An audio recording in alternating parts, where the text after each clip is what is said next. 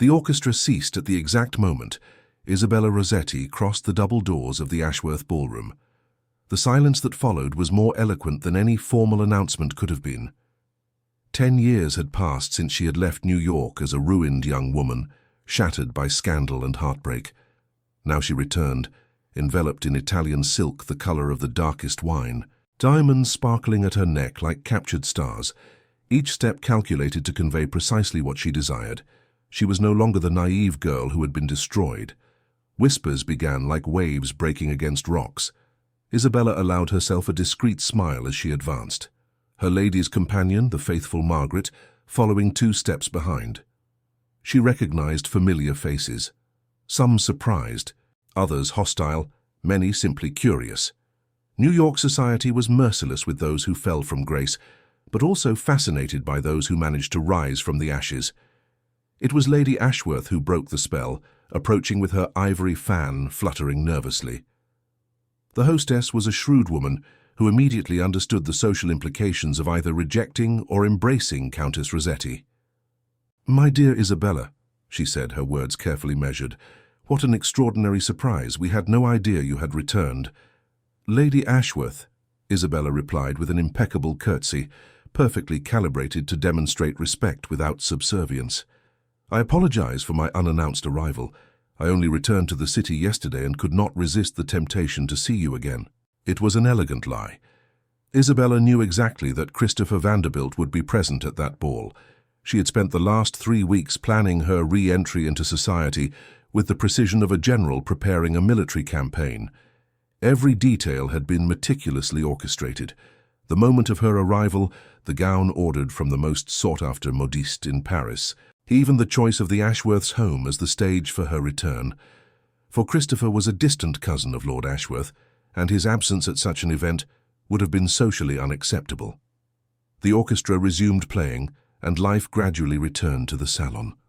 Isabella accepted a glass of champagne from a liveried footman and allowed Lady Ashworth to lead her through the salon, introducing or reintroducing her to the guests. There were veiled questions about her absence, comments on her apparent prosperity, speculations disguised as courtesies about her current situation. "You were recently widowed, weren't you?" asked Lady Pemberton with false compassion. "Count Rossetti, poor man." 2 years ago, Isabella confirmed, her voice devoid of excessive emotion. It was a devastating loss, naturally. Another skillful lie. Count Rossetti had been a kind man 25 years her senior, who had offered her his name and fortune in exchange for companionship in the final years of his life. The marriage had been one of convenience for both, but she had learned to respect him, even to feel a certain affection for him. When he passed away, he had left her genuinely wealthy and, more importantly, free. It was then that she saw him. Christopher Vanderbilt stood near the doors leading to the gardens, conversing with 2 gentlemen Isabella did not recognize. 10 years had transformed the man she had loved. His shoulders seemed broader beneath his perfectly tailored black coat, though there was a tension in them that hadn't existed before. His face retained the aristocratic beauty it had always possessed, but lines of suffering had etched themselves around his grey eyes. His dark hair now showed silver threads at his temples. Isabella forced herself to look away, to continue conversing with Lady Pemberton about trivialities, but every fibre of her being was aware of his presence in the salon, as if an invisible thread connected them across the crowded space. She did not have to wait long. "Countess Rossetti." His voice was exactly as she remembered it on solitary nights in Florence, when she allowed memories to visit her, deep with that velvety quality that had always made her shiver. Isabella turned slowly, ensuring her expression revealed only distant politeness. "Mr. Vanderbilt," she replied, her voice as cold as December ice. "What an unexpected pleasure." His eyes swept over her, and Isabella saw the impact of her transformation register on his face. She was no longer the 20-year-old girl he had abandoned. At 30, Isabella possessed a more refined beauty, tempered by experience and suffering. She knew exactly the effect she created, having cultivated this appearance with deliberate purpose. "You look splendid," Christopher said, and there was something in his voice that sounded like pain. "The years have been kind," Isabella replied lightly. How have they been with you, sir? I heard about the loss of your wife. My condolences. It was cruel to mention her so directly, and Isabella saw Christopher recoil slightly, as if she had struck him. Constance Hartley, the heiress he had chosen over her. The woman for whom he had destroyed Isabella's heart and reputation, abandoning her weeks before what should have been their wedding. The scandal had been devastating. Isabella still remembered the doors closing in her face, the whispers, the corrosive humiliation. "Thank you," Christopher said stiffly. "It was 3 years ago. And I heard about Count Rossetti. I'm sorry for your loss as well. Life goes on, doesn't it?" Isabella took a sip of champagne, her eyes never leaving his. "We move forward, we make choices, we live with the consequences." Every word was a carefully placed knife. Isabella watched them pierce him, saw guilt and regret pass across Christopher's face, like shadows moving across a field at sunset. "Isabella," he said softly, taking a step closer, "we need to talk. There are things I need to tell you, explanations you deserve." "Explanations?" Isabella arched an eyebrow, her voice acquiring a cutting quality. "Mr. Vanderbilt, 10 years have passed. Any explanation you might have offered expired long ago. I am a different woman now, and you are a different man. The past should remain exactly where it is." "I cannot leave it there," Christopher replied, and there was an intensity in his eyes that made Isabella's heart quicken against her will.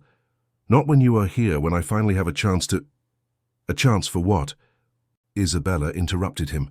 "To ease your conscience, to seek absolution for your choices. I regret to disappoint you, but I am not here to offer any of those things." "Then why are you here?"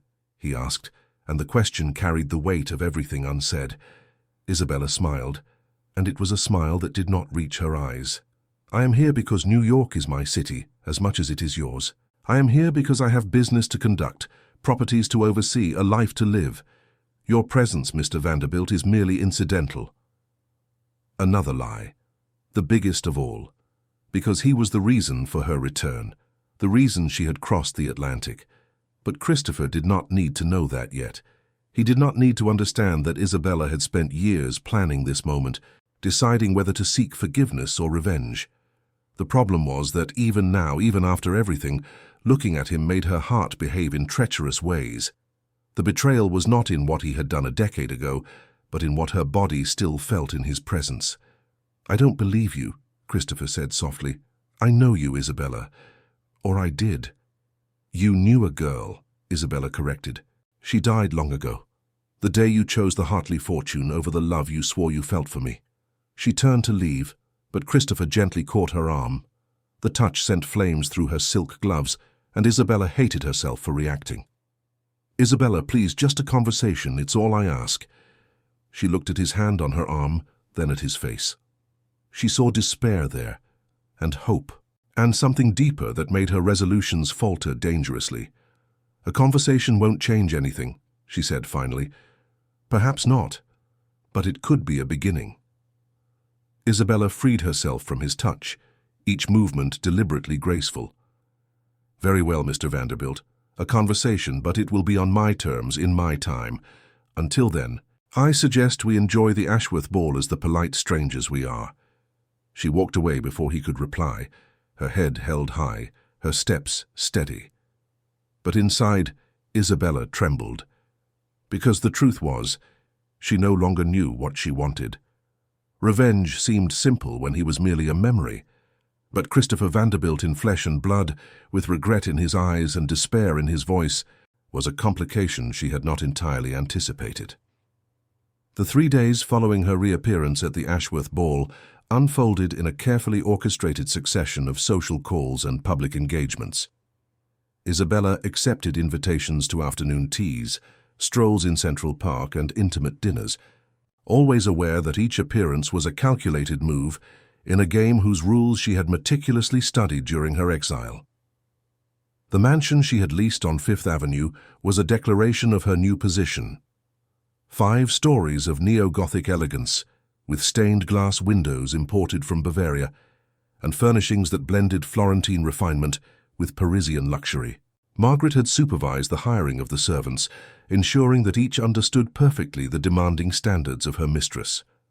On the morning of the fourth day, Isabella was in her private study, reviewing correspondence accumulated during her absence from Europe, when Margaret entered carrying a silver tray. "A gentleman sent this, Countess," her lady's companion announced, and there was something in her tone that made Isabella lift her gaze from the documents. On the tray rested a single cream-colored envelope, sealed with red wax that bore a coat of arms all too familiar. Isabella's stomach involuntarily tightened. "Thank you, Margaret," she said, keeping her voice neutral. "You may withdraw." Alone. Isabella held the envelope for a long moment before breaking the seal. The handwriting on the card inside was elegant and masculine, each letter formed with a precision that suggested rigid control over turbulent emotions. Countess Rossetti.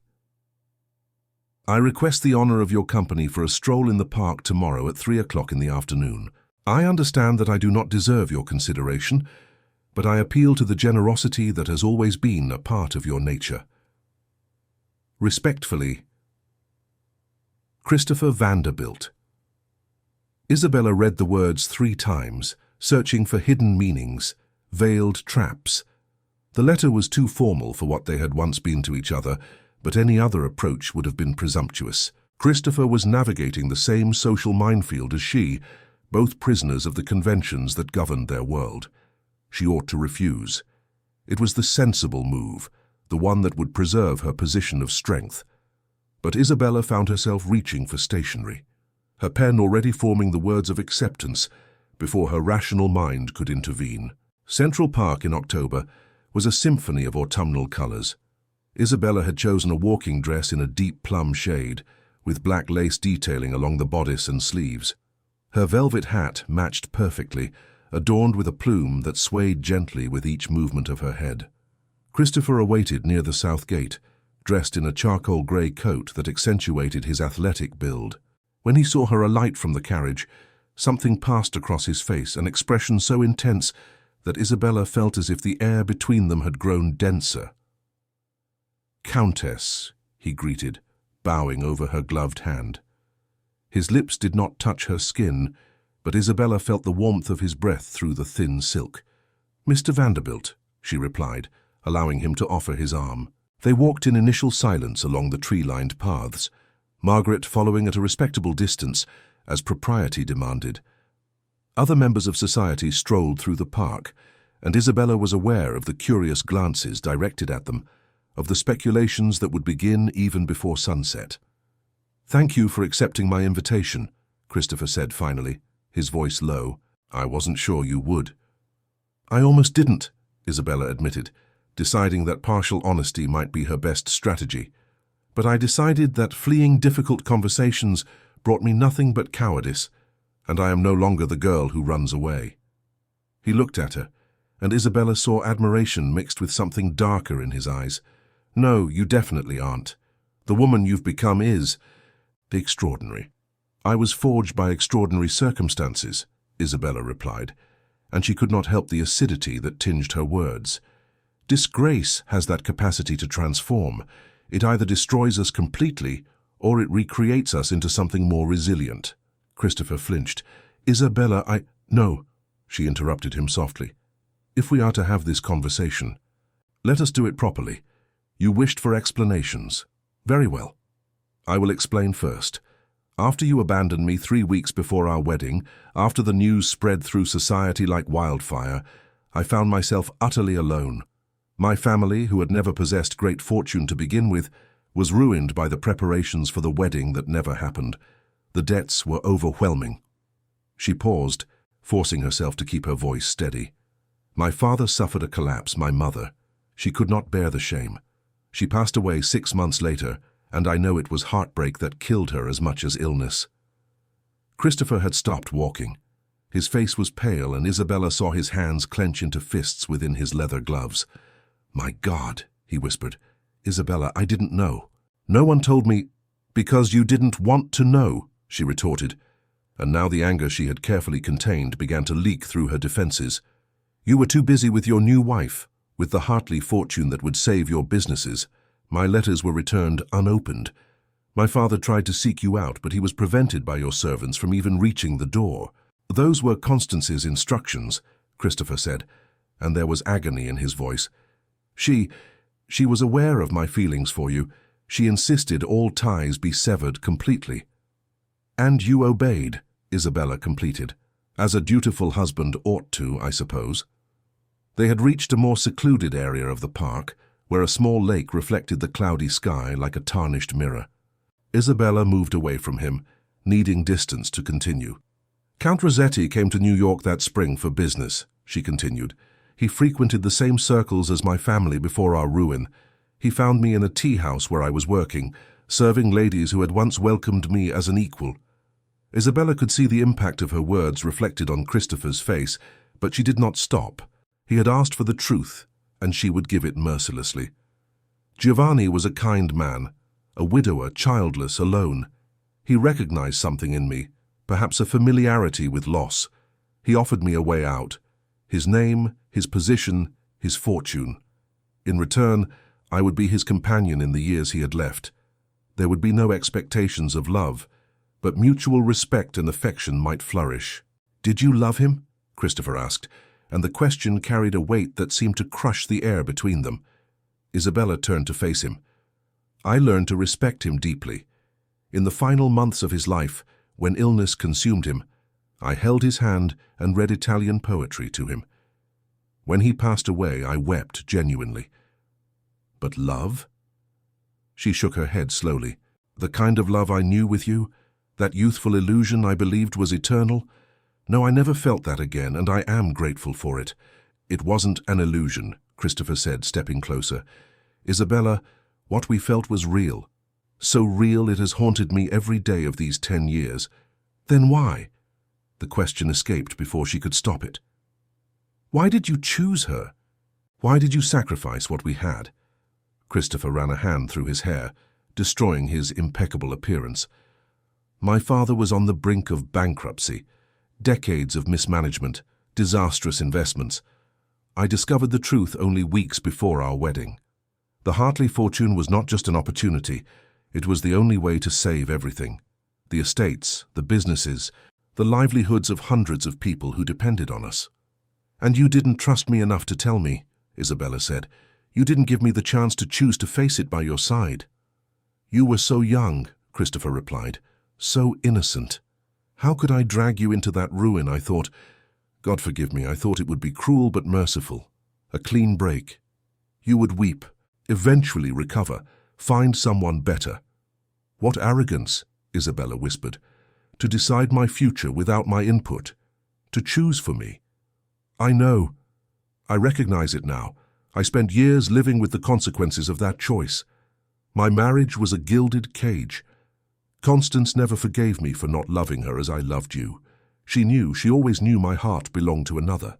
Isabella felt something soften in her chest, but she forced herself to remain firm. "Your confessions do not change the past, Christopher. They do not resurrect my mother or restore the years I lost." "No," he agreed, "but perhaps they can build a bridge to the future. Isabella, I am not asking for your forgiveness. I know I do not deserve it. But I am pleading for a chance to get to know the woman you have become, to prove that the man I am now is different from the coward who abandoned you."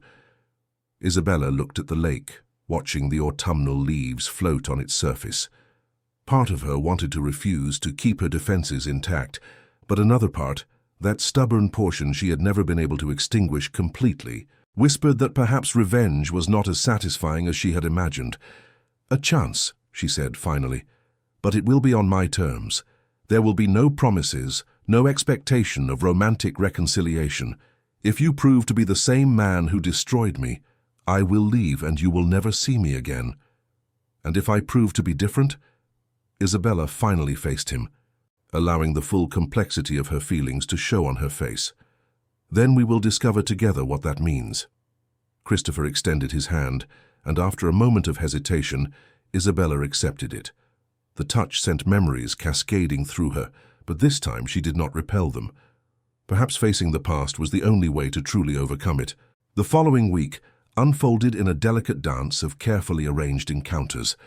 Christopher appeared at social events, where he knew Isabella would be present, always respectful, never presumptuous. He sent flowers, but not red roses that would suggest improper passion, rather white lilies that spoke of respectful admiration. The accompanying messages were brief, courteous, devoid of any pressure. Isabella observed his efforts with a mixture of cynicism and reluctant curiosity. Part of her sought flaws, evidence of the man who had abandoned her. But Christopher seemed genuinely transformed, or at least he strove convincingly to appear so. It was Lady Ashworth who, unknowingly, precipitated the next chapter of their story by inviting them both for a weekend at her country estate in Westchester. The Ashworth mansion was famous for its elaborate gardens and autumnal hunts, and to refuse such an invitation would have been socially disastrous. Isabella arrived on Friday afternoon, her carriage traversing the tree-lined avenue that led to the imposing stone residence. Margaret was already commenting on the beauty of the grounds when Isabella spotted Christopher descending the steps of the main entrance. He had clearly awaited her arrival. "Countess Rossetti," he greeted as the coachman opened the carriage door. "Allow me to assist you." Isabella accepted his gloved hand, aware of the curious glances of other guests gathering in the entrance hall. The social season was in full swing, and any interaction between them would be exhaustively dissected and analyzed. "Mr. Vanderbilt," she replied with calculated coolness, "what a coincidence to find you here." A flicker of amusement crossed his eyes. Coincidence, certainly. Lady Ashworth has such a wide social circle. They both knew there was no coincidence at all. Christopher had clearly informed himself of her social engagements and arranged his presence accordingly. Under normal circumstances, such behavior would have been considered improper, but their shared history created a gray area that society did not quite know how to categorize. That evening's dinner was an elaborate 7-course production served in the Ashworths' magnificent dining room. Isabella found herself strategically positioned next to Lord Pemberton, a portly widower with an excessive interest in fox hunting, while Christopher was conveniently placed on the opposite side of the table. But Isabella felt his eyes on her throughout the meal. When she engaged in conversations with other guests, when she politely laughed at Lord Pemberton's anecdotes, when she delicately sipped the French wine that accompanied each course, it was as if an invisible thread connected them across the table, laden with crystal and fine china. "The Countess is a charming addition to our gathering," Lady Ashworth remarked during dessert. "Are we to consider her lost to American society, or does she plan to return to Italy?" All conversation ceased. The question was seemingly innocent, but Isabella recognized the social trap it represented. Her answer would be interpreted as a declaration of intentions, especially with Christopher present. "I have not yet made any definitive decisions," Isabella replied carefully. "New York possesses certain attractions that merit prolonged consideration. But Florence has become my home in ways I did not anticipate when I left." "Surely there must be incentives to remain," insisted Lady Pemberton, her voice laden with innuendo. "A woman of your position and beauty should not remain a widow indefinitely." Isabella forced a gracious smile. "My period of mourning has been appropriately observed. As for the future, I prefer to leave certain doors open while I explore my options." She felt more than saw Christopher's reaction to her words. When she risked a glance in his direction, she found him watching her with an intensity that made her pulse quicken against her will. After dinner, the ladies retired to the music room while the gentlemen remained for brandy and cigars. Isabella seized the moment to explore the grounds, slipping out through the French doors that led to the lantern-lit gardens. The October night air was fresh, but not uncomfortable. Isabella wrapped her cashmere shawl more tightly around her shoulders as she walked along the gravel paths that meandered among late-blooming flower beds. The moon was almost full, casting silver light over everything. "Running away again?" Christopher's voice came from the shadows near an ivy-covered pergola. Isabella turned, her heart leaping in her chest. "Just seeking fresh air," she replied. "The drawing rooms were stifling." He emerged from the darkness, his face partially illuminated by the moonlight. There was something different about him tonight, an underlying tension that suggested his carefully maintained patience was wearing thin. "Or you were escaping the innuendo," Christopher said. "Society loves to speculate about eligible widows and their potential suitors." "And widowed gentlemen equally so," Isabella retorted. "I am certain many mothers push their daughters in your direction, Mr. Vanderbilt." "There is no one I desire," he said simply. "There has been no one since." "Don't finish that sentence," Isabella interrupted him. "Not here, not now." Christopher stepped closer, each stride measured and deliberate. "When then? You granted me a chance, but you've set so many boundaries I can barely breathe near you." "Perhaps that is exactly what you deserve," Isabella replied, but her voice trembled slightly. "To feel suffocated, limited, unable to follow your heart's desires." "Is that what you desire?" He was very close now, close enough that Isabella could see the emotional scars etched on his face. "My suffering, my punishment." Isabella forced herself to meet his eyes. "I don't know what I desire anymore. I spent so long cultivating my anger, planning my return. But now that I am here, now that you stand before me repentant and transformed, I find that revenge does not bring the satisfaction I imagined." "Then what would bring it?" Christopher asked. "Tell me, and I will do it. Anything." "That's part of the problem," Isabella whispered. "You always make grand promises. You once promised me eternal love, a future together. And then you broke those promises as if they were made of glass." Christopher recoiled as if she had slapped him. "You are right. My words failed you terribly. Then allow me to prove it through actions. Give me tasks, tests, trials. Let me demonstrate that I have changed." "It is not a game, Christopher," Isabella said, using his first name for the first time since her return. The sound of it on her lips seemed to surprise them equally. "It is not a chivalrous quest where you complete challenges and win the maiden." "I know," he replied. "It is more complicated and painful than any medieval tale could capture. But Isabella, if you do not give me a genuine chance, how will we know if there is anything worth saving between us?" Before Isabella could reply, voices approached from the gardens. Instinctively, she drew back into the shadow of the pergola, and Christopher followed her. They found themselves hidden by the ivy, their bodies dangerously close in the confined space. Lord and Lady Pemberton passed by on the path, their voices carrying clearly in the night air. "I saw Vanderbilt follow the Countess," Lady Pemberton was saying. "The situation is utterly scandalous. 10 years are not enough to erase what happened between them." "Perhaps that is precisely why there is so much interest," Lord Pemberton replied. "Lost love, second chances. Society adores a romance." "Romance?" Lady Pemberton scoffed. "He ruined her once. If she is wise, she will keep a proper distance." Their voices faded as they continued their stroll. In the silence that followed, Isabella was acutely aware of Christopher's breathing, of the warmth of his body so close to hers, of the way her heart beat wildly. "They are not wrong," she said softly. "This is scandalous. To be here alone with you, to allow this proximity." "Then why don't you step away?" Christopher asked, his voice hoarse.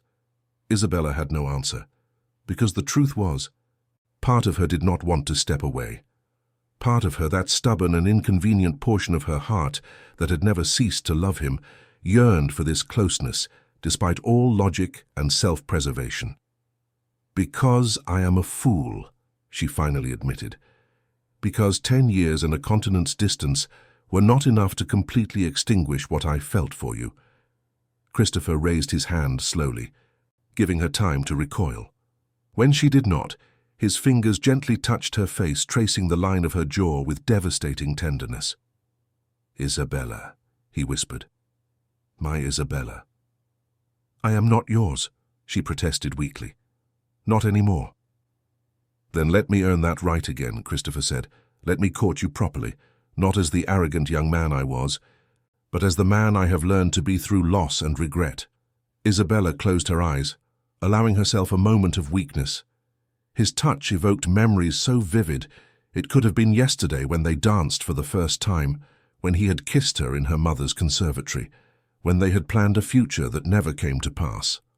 "A courtship," she said finally, opening her eyes. "But a public one, proper, subject to society's scrutiny. And at the first fault, the first sign of the man you once were, I will end it immediately, I understand, Christopher agreed, though his hand still rested against her face. And Isabella, thank you. For this chance, for your honesty, for not having completely hardened your heart against me. Don't thank me yet, Isabella warned. You may find that the woman I've become is harder to win over than the girl I was. Christopher smiled, and it was a genuine smile that reached his eyes for the first time since their reunion. I would expect nothing less. Countess Rossetti deserves to be courted with all the dedication and creativity I can muster. Isabella pulled away from his touch, needing to re-establish boundaries before her resolve crumbled completely. Then begin tomorrow. Tonight we return to the ballroom separately and behave as courteous acquaintances.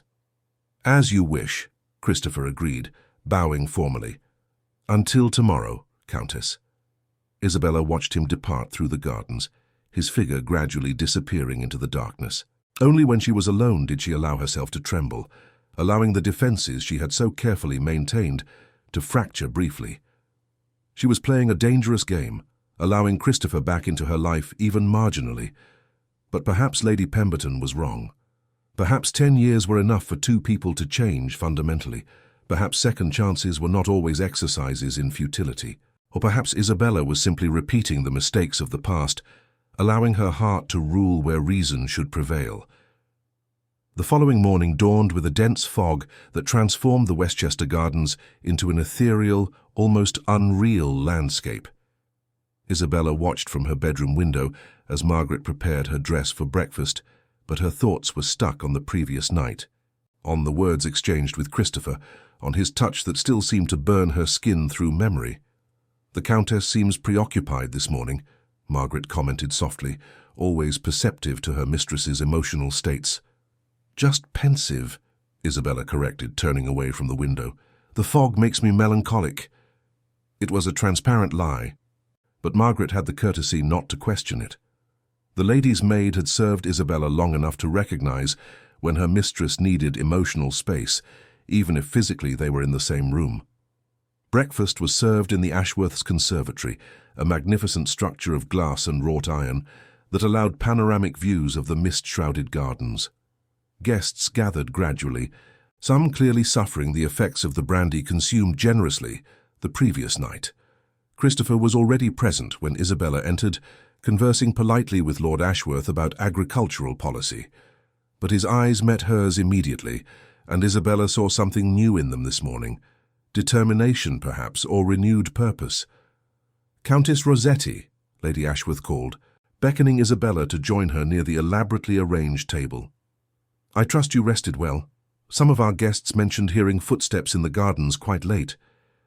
The observation was too casual to be innocent. Isabella maintained her perfectly neutral expression as she accepted a cup of tea from a servant. The fresh air helps me when the drawing rooms are excessively warm, she replied calmly. I hope I did not disturb anyone.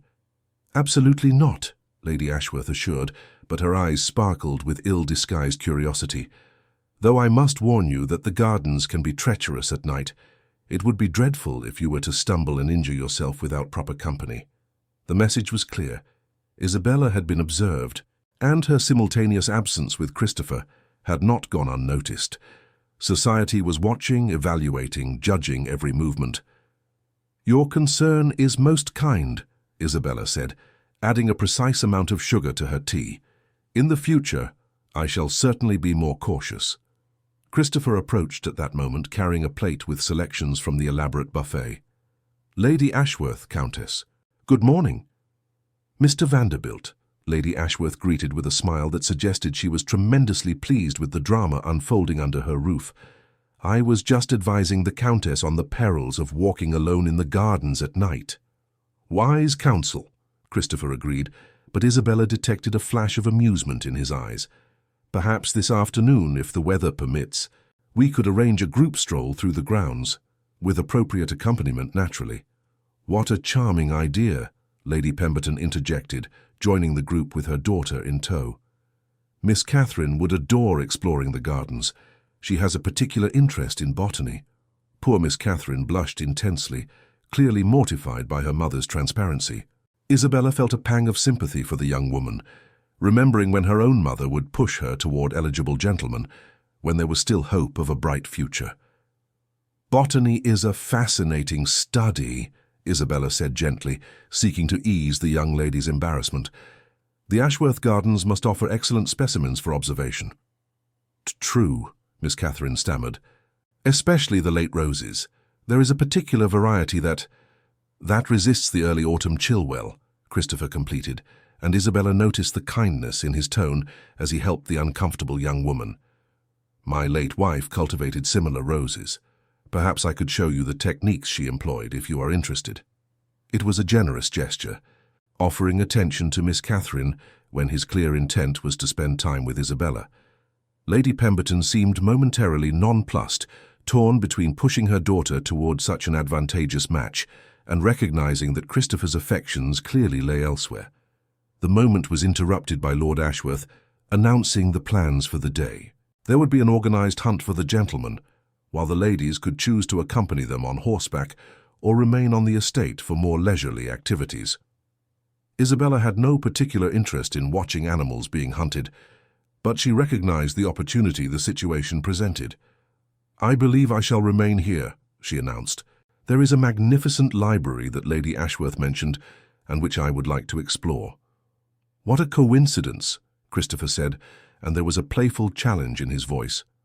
"I find my enthusiasm for hunting has waned considerably in recent years. Perhaps I too should avail myself of the Ashworth Library." The silence that followed was charged with meaning. The guests exchanged glances, unspoken speculations passing between them like electric currents. Surely Mr. Vanderbilt would not leave Lord Ashworth without suitable male company, Lady Pemberton said, her voice sharp. "It would be terribly discourteous." "Nonsense," Lord Ashworth interjected cheerfully, completely oblivious to the social tensions. "We have gentlemen enough. If Vanderbilt prefers books to shots, then so be it. Every man to his pleasures." And so it was decided, despite the disapproving glances from several matrons present. When the hunting party departed after breakfast, Isabella found herself in the Ashworth Library with Christopher as her only company apart from Margaret, who discreetly occupied a distant chair with her embroidery. The library was impressive, 2 stories of oak shelves laden with leather-bound volumes. Tall windows allowed the light filtered by the mist to create soft patterns on the Persian rugs that covered the marble floor.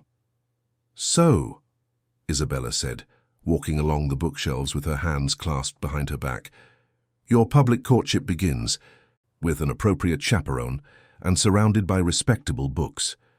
Christopher followed her at a suitable distance, but Isabella felt his presence like physical warmth. "I must admit that hunting your attention in a library seems more appropriate than hunting defenseless foxes in the fields." "You presume my attention is available to be hunted?" Isabella retorted, pulling a random volume from the shelf. It was a collection of romantic poetry, naturally. The universe seemed determined to test her resolve. "I hope to persuade you that it is," Christopher replied. He moved closer, but maintained respectful distance as he surveyed the titles on the shelves. "Isabella, I know you have set boundaries for this experiment, but I must confess, I am uncertain how to proceed. How does one court someone one has known intimately, someone one has loved and lost?" Isabella turned to face him, the volume of poetry still in her hands. "Perhaps by starting from the beginning, as if we were strangers meeting for the first time." "But we are not strangers," Christopher protested. "I know things about you that no one else does. I know you bite your lower lip when you are concentrating, that you detest peppermint tea but love jasmine, that when you were happy, you used to hum Italian melodies your grandmother taught you." Each observation was an arrow that pierced Isabella's carefully constructed defenses. "Those are memories of a person who no longer exists," she said, but her voice faltered slightly. "The woman I am now is different." "Then let me know this new woman," Christopher said, taking another step closer. "Tell me about the years in Florence, about what you learned, how you changed, not as penance or explanation, but simply as sharing." Isabella hesitated, torn between the need to maintain emotional distance and the treacherous longing to be truly known by him again. Finally, she moved to one of the tall windows, watching the mist that was beginning to dissipate in the gardens. "Florence was my salvation and my exile," she began slowly. Giovanni had a palace near the Arno, filled with art his family had collected for generations. He gave me freedom I never knew here, freedom to study, to read, to develop my mind beyond the limitations imposed on young women of society. Christopher moved closer, positioning himself beside her, both looking out at the gardens. You studied? Art, history, literature? Giovanni hired tutors. He said my mind was too sharp to remain dulled by empty conversations in drawing rooms. Isabella smiled faintly at the memory. I learned Italian fluently, read Dante and the original. I visited galleries, attended operas, participated in literary salons where women were treated as intellectual equals. You blossomed, Christopher said softly, and there was admiration and regret in his voice. You became the person you always had the potential to be. Yes, Isabella agreed, but the price was leaving behind everything I knew. My family, my city, my roots. She turned to face him. And you, I left behind the memory of us. But not completely, Christopher observed. Otherwise you wouldn't be here now. Isabella could not deny that. No, not completely. As much as I tried, there was a part of me that remained anchored to that conservatory where you first kissed me. To that girl who believed in happy endings. Isabella, Christopher began, but she raised her hand, cutting him off. Let me finish. You asked to know the woman I've become. That woman learned that happy endings are built, not granted. That love, when it exists, must be tempered with realism and resilience. Giovanni taught me that. Our arrangement was not romantic, but it was honest. He never made promises he couldn't keep.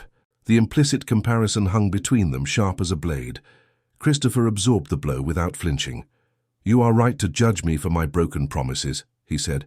But Isabella, allow me to make a different promise now, not of eternal love or guaranteed futures.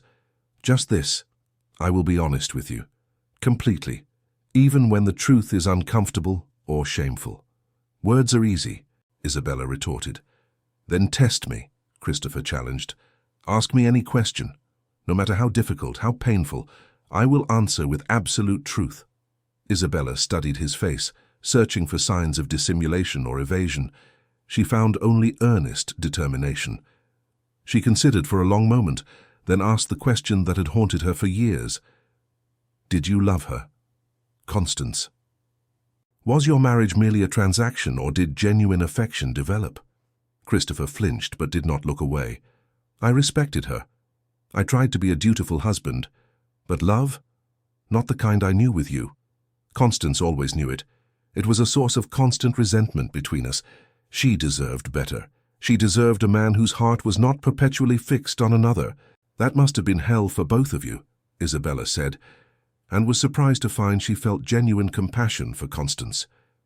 It was, Christopher confirmed, a gilded hell, but hell nonetheless. When she fell ill, in her last months, there were moments of tenderness born of shared suffering, but it was never the marriage either of us deserved. Isabella absorbed his words, allowing them to settle. There was brutal honesty in them, without self-justification or attempts to paint himself in a more favorable light.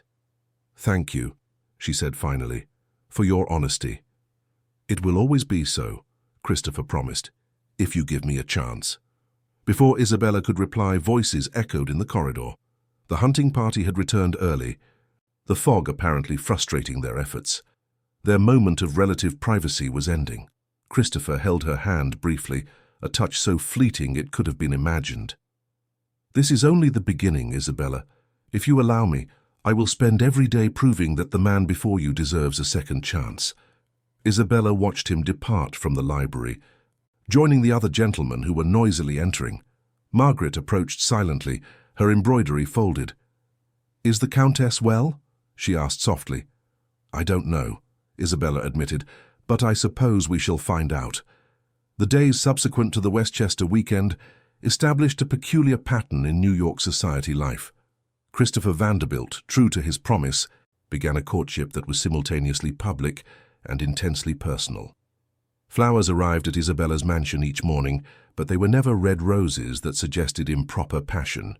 Instead, he sent carefully selected bouquets that told silent stories, white lilies signifying renewed purity, violets representing sincere regret, white camellias symbolizing respectful admiration.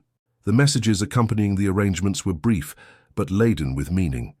"To the woman who found strength in the ashes," one read. "With deep respect for the extraordinary survivor you have become," another stated. Christopher did not attempt to woo her with flowery words of love, but rather to acknowledge the journey Isabella had traveled alone. Society observed with ill-disguised fascination. Invitations to social events multiplied, hosts eager to witness the next chapter of the drama between the exiled Countess and the repentant magnate. Isabella accepted selectively, always aware that each appearance was a calculated move in this complex game they both played. It was during a musical recital at the Hertford residence that the delicate balance almost broke. Isabella was seated in the drawing room, transformed into an improvised concert hall, enjoying the skills of a young pianist, when she felt a presence beside her. She didn't need to look to know it was Christopher, who had discreetly taken the adjacent seat during the interval between musical pieces. "Miss Hertford possesses considerable talent," he commented softly, aware that other ears eagerly awaited any snippet of conversation between them.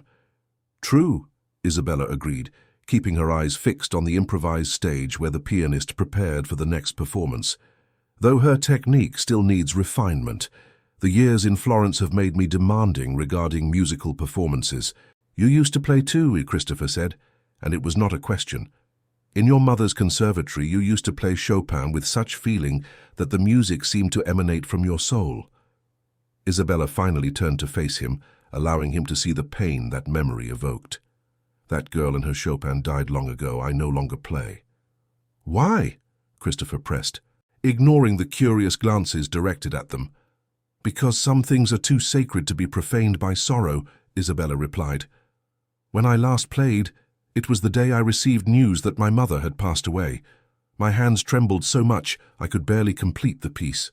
Since then I cannot bear the sound of the piano without hearing the echoes of that devastating day." Christopher paled. The pianist began her next performance, but he seemed not to hear her. "Isabella, I did not know. I deeply regret it." "There are many things you do not know," she whispered as the music filled the drawing room. "Consequences of your choices that have rippled like waves through lives you never considered." The accusation hung between them, accompanied by the melancholic notes of Beethoven that young Miss Hertford executed with technical determination but little emotional depth. Isabella saw Christopher visibly struggle with something, his jaw tensing as unspoken words seemed to press against his clenched lips. When the piece concluded and polite applause rippled through the drawing room, Christopher leaned imperceptibly closer. "There is something I need to show you. Something that might explain, though never justify, the choices I made." Isabella felt her heart quicken against her will. "Christopher." "Please," he interrupted, using her first name with an intimacy that caused several nearby attendees to raise their eyebrows. "Tomorrow afternoon, allow me to call on you for a drive. There is a place you need to see." Every instinct of Isabella's self-preservation screamed to refuse, but curiosity, that treacherous companion that had always been her weakness, was already weaving possibilities in her mind. "Where?" "Trust me," Christopher pleaded, and there was something in his eyes that suggested genuine vulnerability. "Just this once." Isabella should have said no, but she found herself nodding, an almost imperceptible agreement that made Christopher's shoulders relax with visible relief. The following afternoon found Isabella awaiting in the drawing room of her mansion, dressed in an emerald green visiting costume that Margaret had selected. Her lady's maid nervously adjusted the pearl buttons of her bodice while casting worried glances at her mistress. "Is the Countess certain about this outing?" Margaret asked for the third time. "Without knowing the destination, without additional accompaniment apart from me." "I am certain of absolutely nothing," Isabella admitted, "but I need to know what Christopher wishes to show me. This damned curiosity has always been my undoing." The sound of carriage wheels on the gravel of the driveway interrupted their conversation. Isabella picked up her reticule and gloves, forcing her hands to remain steady as she put them on. Margaret followed her to the entrance, where Christopher awaited beside an elegant black landau pulled by two perfectly matched bay horses. "Countess Rossetti," he greeted formally, though Isabella saw the tension in his shoulders. "Thank you for granting me this afternoon. Your promise of complete honesty will be tested today," Isabella replied as he assisted her into the carriage. "I hope not to discover that it was merely empty words." Margaret settled into the opposite seat, her presence a concession to social proprieties, though Isabella noted that Christopher had instructed the coachman to follow a route that took them progressively further from the city's busiest areas. They drove through neighborhoods Isabella did not recognize, eventually reaching an area where industrial buildings mingled with modest residences. "Where are we?" Isabella asked, her curiosity overriding protocol. "Patience," Christopher requested, but there was a tension in his voice that suggested this journey was as difficult for him as it was intriguing for her. The carriage finally stopped before a red brick building that appeared to be some kind of school or institution. Children played in an adjacent courtyard, their laughter and shouts echoing through the afternoon air. Isabella watched them with confusion as Christopher alighted and offered his hand to assist her. "Christopher, what is this place?" she demanded. "The Constance Hartley Vanderbilt School and Orphanage," he replied softly. "Founded 2 years ago, 6 months after my wife's death. Funded entirely by the fortune her marriage to me brought." Isabella felt as if the ground had shifted beneath her feet. "I don't understand." Christopher led her along the path that led to the main entrance, aware that Margaret followed at a discreet distance. "Constance was dying during the last 18 months of our union. The illness was slow, devastating. In her final moments, when morphine left her more honest than sobriety would allow, she made a confession." He paused, looking at the building with an expression that mingled regret and purpose. "Constance knew even before our marriage that I loved another. Her father had investigated, found out about you, about our broken engagement. When they approached me with the marriage proposal, Constance insisted on proceeding, even knowing my heart belonged to another." "Why?" Isabella whispered, though she was beginning to understand. "Because she too loved someone she could not have, a music tutor, entirely unsuitable by her family's standards. When her father discovered it, the man was sent away, disappeared completely. Constance agreed to our marriage as a form of self-imposed punishment. If she could not have happiness, at least she would fulfill her family duty." Isabella absorbed his words, feeling an unexpected compassion for the woman she had considered her rival. "So you were both prisoners. Prisoners of choices made from pride, duty, and fear," Christopher agreed. "In her last moments, Constance made me promise something, that I would use the fortune she had brought, the money for which we both sacrificed love, to create something that mattered, something that would help those without choices, without power, without resources to resist when life crushes them." He gestured to the building. "This school takes in orphans and children from impoverished families. It provides education, shelter, hope. It is Constance's legacy and my penance." Isabella looked at the children playing, their voices full of innocent joy that contrasted sharply with the dark story Christopher had revealed. "Why did you bring me here?" "Because you deserve to know the complete truth," Christopher replied, finally meeting her eyes. "I cannot change the past. I cannot resurrect your mother or restore the lost years. But I can show you that the consequences of my choices have taught me something about responsibility, about using privilege to create genuine good instead of merely preserving social position." A woman emerged from the building, wearing a simple but well-kept dress. Upon seeing Christopher, her face lit up with a genuine smile. "Mr. Vanderbilt, we weren't expecting your visit today." "Mrs. Mitchell," Christopher greeted warmly. "I apologize for the unannounced arrival. I would like to introduce you to Countess Isabella Rossetti. Isabella, this is Mrs. Mitchell, the school's director." The woman curtsied respectfully, but there was keen curiosity in her eyes. "Countess, it's an honor. Mr. Vanderbilt mentioned, that is, spoke about." "Mrs. Mitchell knows our history," Christopher interrupted gently. "When I established the school, I confessed the complete circumstances to her. It seemed dishonest to found an institution based on redemption while keeping secrets about the errors that required redemption. Isabella felt strangely touched by his brutal honesty. "Mrs. Mitchell, might you show me the facilities?" The director seemed delighted by the request. Over the next hour, Isabella was guided through classrooms where children of various ages received instruction in reading, mathematics, history. There was a refectory where nutritious meals were served, clean and well-maintained dormitories, even a small library with carefully selected volumes. "Mr. Vanderbilt visits frequently," Mrs. Mitchell commented as they observed a geography lesson. "Not just as a patron, but truly interested in each child. He knows their names, their stories. 2 weeks ago he arranged for a girl with exceptional talent for art to receive tutoring from a renowned painter." Isabella watched Christopher through a hallway window, where he had stopped to converse with a group of boys in the courtyard.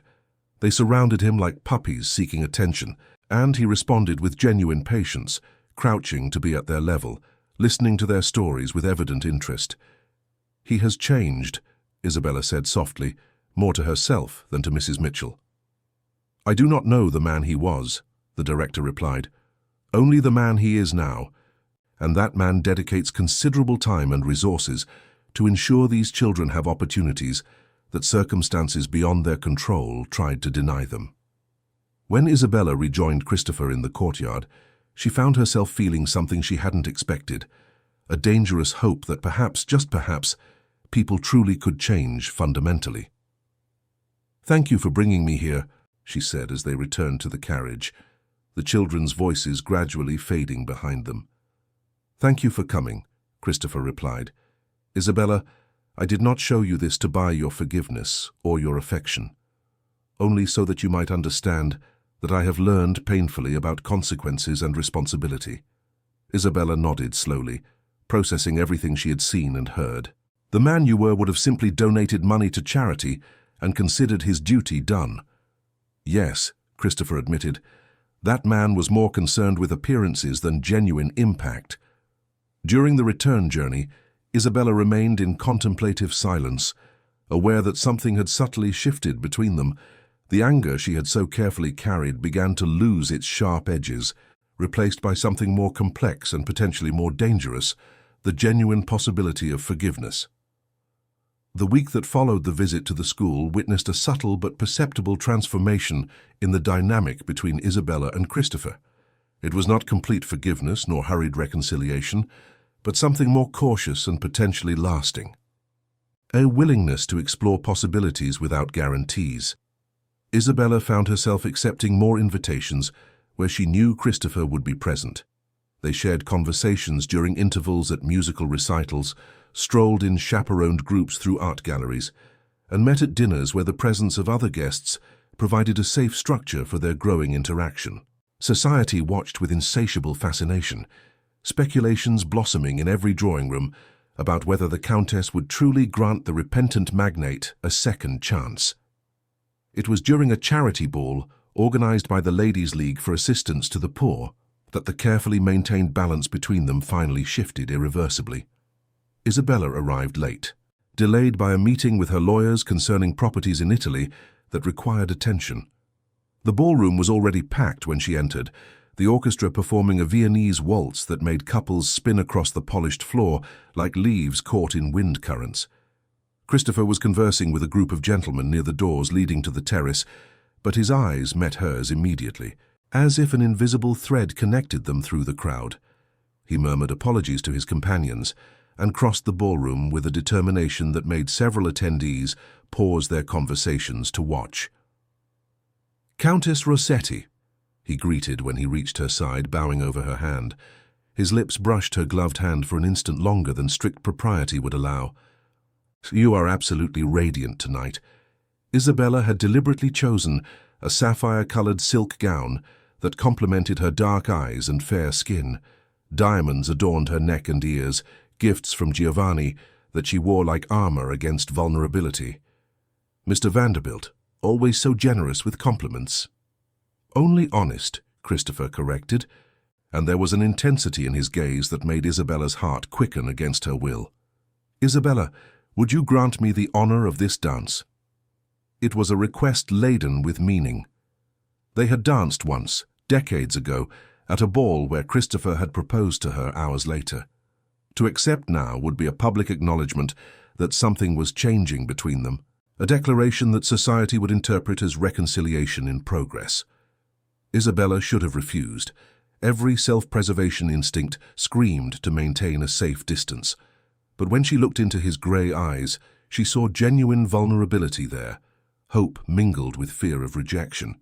She found she lacked the strength to deny him this simple thing. One dance, she agreed, but only one. The relief that washed over Christopher's face was so profound that Isabella felt her chest tighten. He offered his arm and led her onto the dance floor, where other couples were already gliding through the measures of the waltz. When his hand rested on her waist and his fingers intertwined with hers, memories cascaded through Isabella with a force that almost made her stumble. "I'm here," Christopher murmured softly, steadying her as they began to move through the intricate steps. "I won't let you fall." "You let me fall before," Isabella replied, but there was less acidity in her voice than there would have been weeks ago.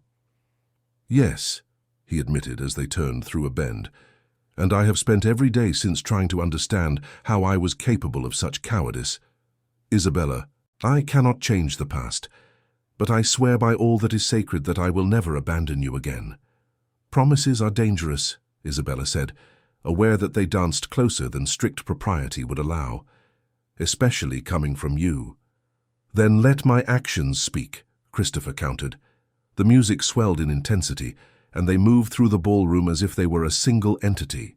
"Let every day I spend proving my sincerity be a testament to my intentions," Isabella wanted to argue, wanted to keep her defenses intact.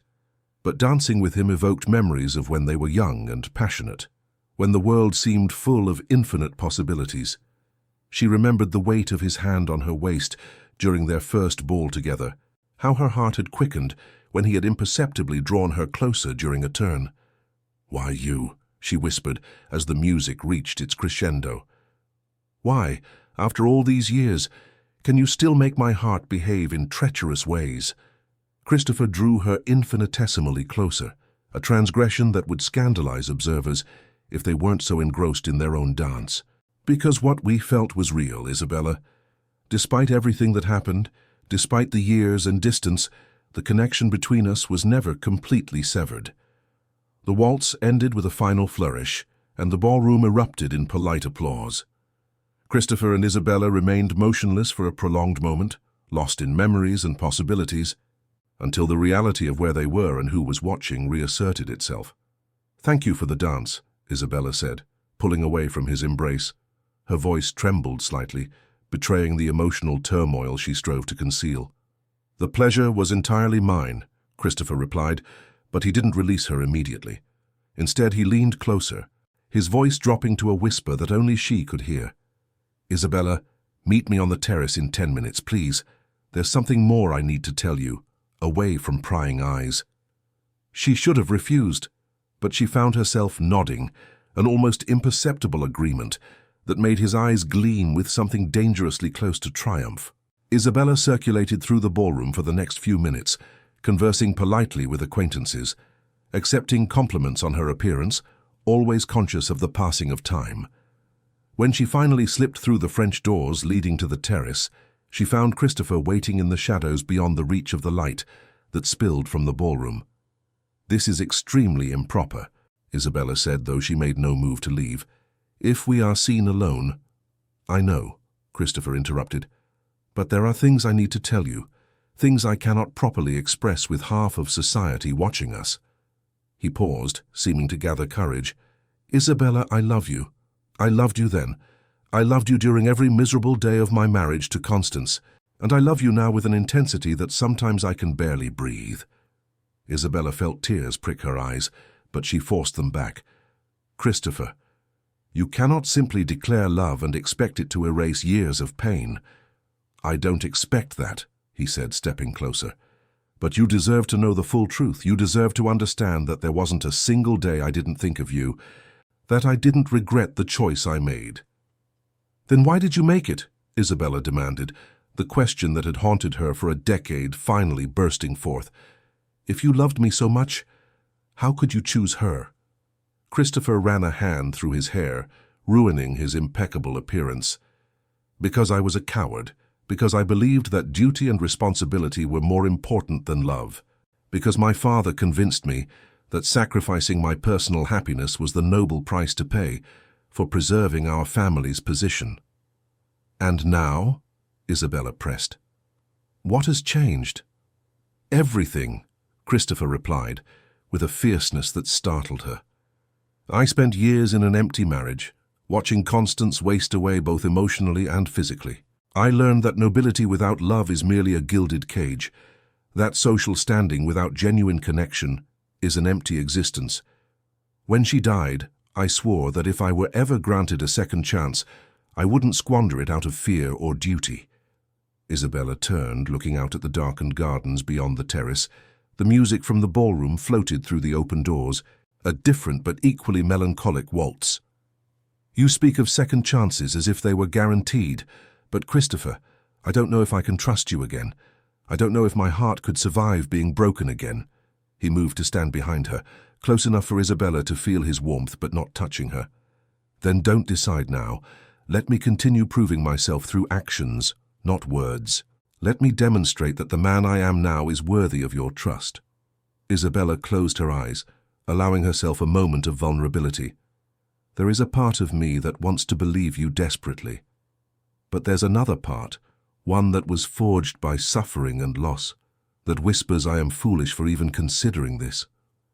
It's not foolish to give redemption a chance, Christopher said softly. It is courage. And you, Isabella Rossetti, have always been the bravest person I've known. She turned to face him, allowing the full complexity of her feelings to show on her face.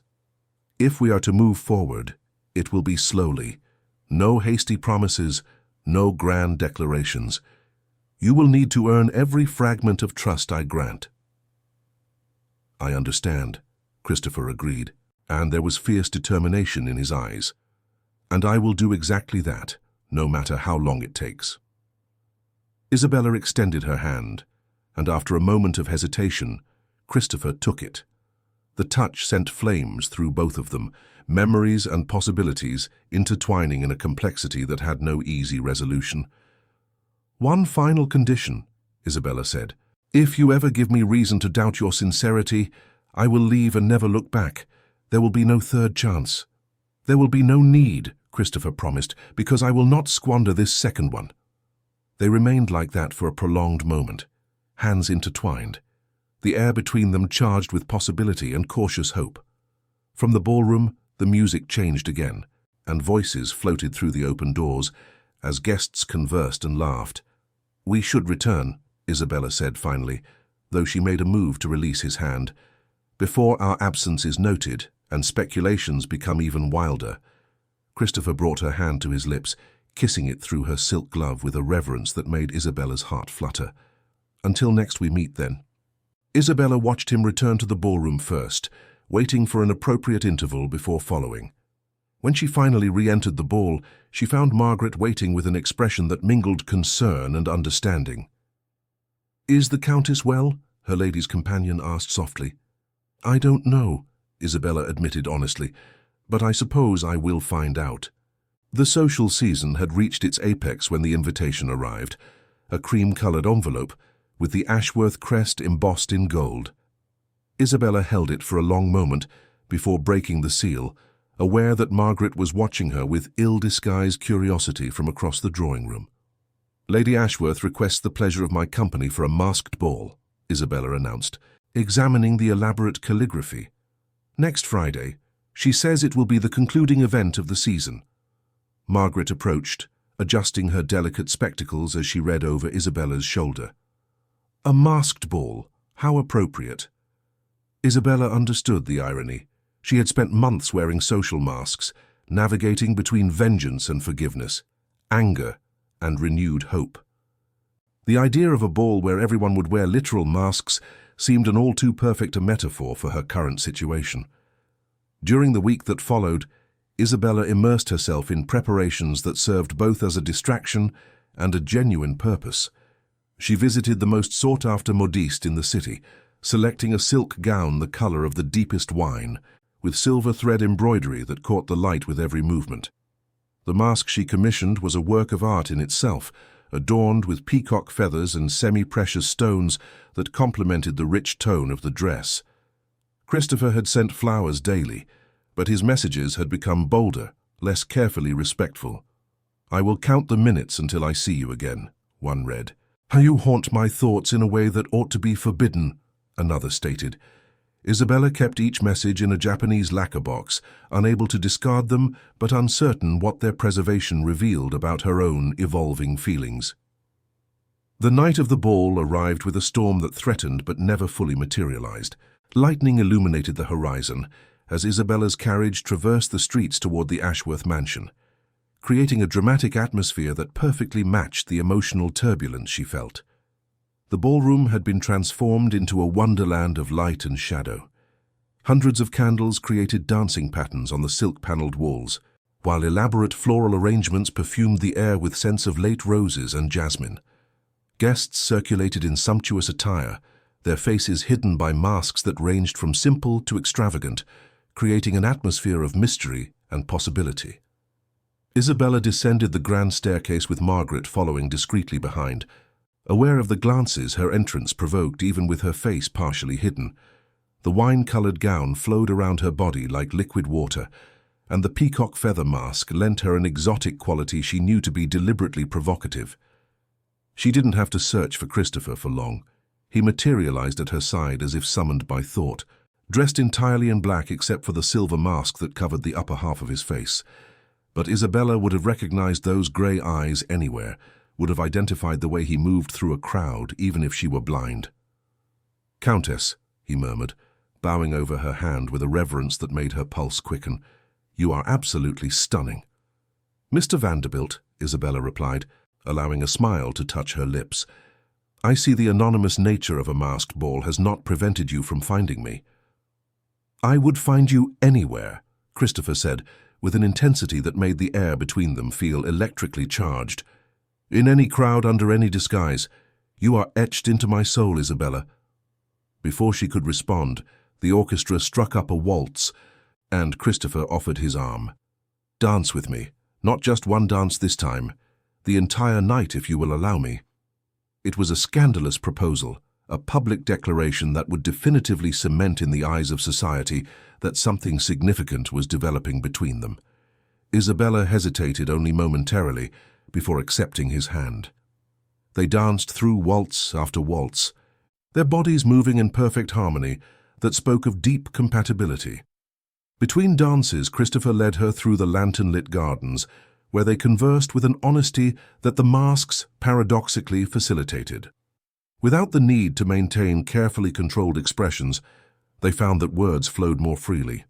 "Isabella," Christopher said as they strolled along a path lined with rose bushes, "there is something I need to ask you, something that has consumed me since our reunion." "Ask," Isabella replied, stopping near a fountain where water spouted in patterns that caught the moonlight. Christopher turned to face her, his hands finding hers. "Can you truly forgive me? Not just intellectually, understanding the circumstances that motivated my choices, but in your heart, where the deepest pain resides. Is it possible?" Isabella looked at their intertwined hands, considering the question that deserved an honest answer. "I spent so much time cultivating my anger, nurturing grievances. It was easier than confronting the underlying truth." "What truth?" Christopher pressed gently. "That I never stopped loving you," Isabella admitted, the words emerging with difficulty but inevitability. "Even when I hated what you had done, even when I constructed elaborate fantasies of revenge, there was a stubborn part of me that remained irrevocably yours." Christopher pulled her closer, his hands moving to frame her face. "Isabella, I don't deserve your love. I know that. But I swear I will spend every remaining day proving that I am worthy of it. I don't want promises of perfection," Isabella said, her own hands moving to cover his. "I want honesty. I want a partner who sees me as an equal, who trusts me enough to share his fears and weaknesses." "Then let me begin now," Christopher replied. "My greatest fear is that you will wake up one day and realize you deserve someone better. My greatest weakness is the devastating love I feel for you, which leaves me vulnerable in ways I've never known." Isabella felt tears prick her eyes behind the mask.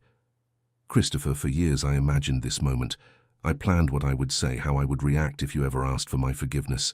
But now that it is here, I find that all those carefully rehearsed words have vanished." "Then don't say anything," Christopher murmured, leaning closer. "Just show me. Show me if there is hope for us." Isabella rose on her tiptoes, closing the distance between them. When their lips met, it was as if 10 years of separation evaporated. The kiss began gentle, almost hesitant, but deepened quickly as years of repressed longing finally found expression. When they finally separated, both were trembling. Christopher rested his forehead against hers, their breaths mingling in the narrow space between them. "Marry me," he said, the words emerging with fierce urgency. "Not because duty or social standing demand it, but because I cannot imagine spending another day without you by my side." Isabella pulled back slightly, needing to see his face, even with half of it hidden by the mask. "Christopher, there is so much still unresolved between us, wounds that haven't fully healed. Then let them heal together," he insisted, as husband and wife, facing the future side by side. "Isabella, I am not asking you to forget the past. I am asking you to build something new upon its ruins." Isabella looked out at the gardens around them, illuminated by lanterns that swayed gently in the night breeze. She thought of her mother, whose broken heart had contributed to her premature death. She thought of Giovanni, who had offered her kindness when the world proved cruel. She thought of the woman she had become through suffering and resilience. "If I accept," she said finally, "it will be with clear conditions. I will not be an ornamental wife, content to merely adorn your arm at social events. I will continue my investments, my philanthropy, my work with the school that Constance inspired." "I would expect no less," Christopher responded, relief flooding his features. "Isabella, I want you exactly as you are, strong, independent, magnificently complex." "And you will need to earn my trust daily," Isabella continued, "not through grand gestures, but in small choices of honesty and consideration." "I will do that gladly," Christopher promised, "for all the days we have left." Isabella studied his face, searching for signs of uncertainty or reservation. She found only sincere determination and love that mirrored her own. Finally, she allowed herself to smile, a genuine smile that reached her eyes. "Then yes, Christopher Vanderbilt, I will marry you, not because the past can be erased, but because the future deserves to be built on stronger foundations." Christopher pulled her into a hug that lifted her off the ground, his laughter echoing through the gardens. When he set her back down, his hands found the ties of her mask, gently removing it. Isabella did the same with his, and for the first time since their reunion, they looked at each other without physical or emotional barriers. "I love you," Christopher said simply. "I loved you for 10 years through regret and suffering, and I will love you for the next 50 through joy and growth."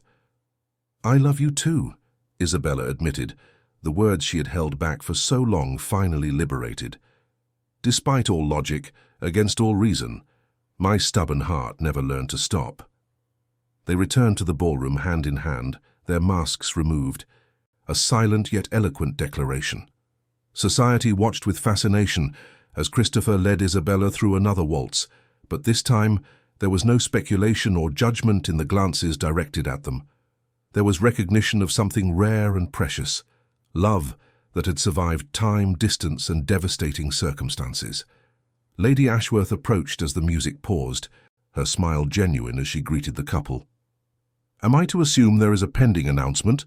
"Indeed," Christopher confirmed, his arm circling Isabella's waist with possessive pride. "If Lady Ashworth would be so kind as to allow it, we would like to make a formal announcement." The hostess signaled the orchestra to stop, and gradually conversations ceased as guests turned their attention to the couple in the center of the ballroom. Christopher raised his voice to reach everyone present. "My friends, I have the honor of announcing that Countess Isabella Rossetti has accepted my proposal of marriage. I hope you will share in our joy on this extraordinary occasion." Polite applause rippled through the hall, mingled with excited whispers as the news was absorbed and dissected. Isabella kept her chin high, aware that some present still harbored doubts about the wisdom of this union. But when she looked at Christopher and saw love reflected in his eyes, she found that others' opinions mattered surprisingly little. Later that night, as the carriage bore her back home, Isabella held Christopher's hand through the open window of the vehicle. Margaret dozed discreetly in the opposite corner, granting them an illusion of privacy. "No regrets?" Christopher asked softly. Isabella considered the question honestly. There were scars that would never completely disappear, painful memories that would always be a part of their history. But there was also renewed hope, the possibility of building something durable on foundations of honesty and mutual respect. "None," she replied finally. "Only a determination that this time we will write our story differently." Christopher brought her hand to his lips, kissing it with a tenderness that promised lifelong dedication. "Together," he agreed. "Every chapter, every page, every word." The carriage continued through the streets of New York as the threatened storm finally began to abate, clouds parting to reveal stars beyond. Isabella rested her head against the velvet upholstery, allowing herself to imagine the future they had chosen to build. It would not be easy. There would be days when ghosts of the past would haunt, when old wounds would throb with familiar discomfort. But there would also be days of joy rediscovered, of love matured by experience and strengthened by conscious choice. The exiled Countess had returned to the city not for revenge or validation, but to discover that sometimes the greatest triumph was simply the ability to forgive and move forward. And the magnate who had broken her heart had learned that redemption was not granted, but earned through consistent actions and love demonstrated daily. Together, they would face the future not as victims of past circumstances, but as deliberate architects of their shared destiny. And in that, they would find not only reconciliation, but something deeper, the peace that comes from choosing love despite every risk, every vulnerability, every possibility of renewed pain. Because some loves, Isabella found, were too strong to be destroyed even by years of separation. And some second chances, when granted with wisdom and accepted with humility, became foundations for stories that transcended their tragic origins.